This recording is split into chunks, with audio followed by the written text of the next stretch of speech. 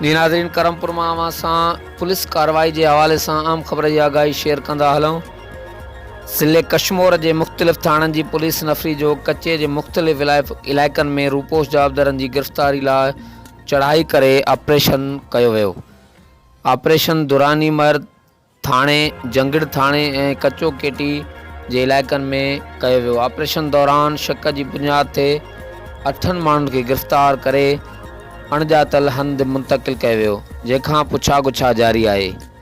वधीक मिलियल तफ़सील मूजिब एसएसपी कशमोर कंदकोड़ सैयद असद रज़ा शाह जी हिदायत ते डीएसपी मियाणी अज़हर कोलाची ऐं एसएचओ गुलमंद महर की अॻुवाणी में ज़िले कशमोर के मुख़्तलिफ़ थाननि की पुलिस नफ़री इलाइक़े में वधंदड़ बदअमनी के वारदातनि खे रोकण ऐं रूपोश जवाबदारनि की गिरफ़्तारी लाइ कच्चे के मुख़्तलिफ़ इलाइक़नि मियाणी, कच्चो केटी, दुरानी महर ऐं जंगिड़ वारे इलाइक़नि में चढ़ायूं करे सर्च ऑपरेशन कयो वियो।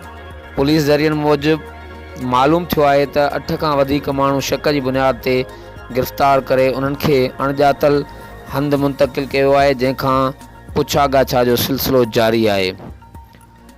बे तरफ़ मिलियल ॼाण मूजिब ॾोहारी पुलिस के ॾिसंदे ई अॻ घर ख़ाली करे कच्चे तरफ़ फ़रार थियण में कामयाब थी विया। पुलिस नाले मातिल गिरफ़्तारियूं करे फ़र्ज़ पूरो करे पई।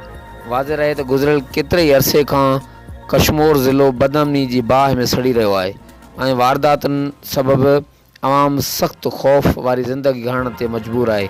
जी नाज़रीन, अवां सां आम ख़बर की आगाही शेयर कंदा हलूं।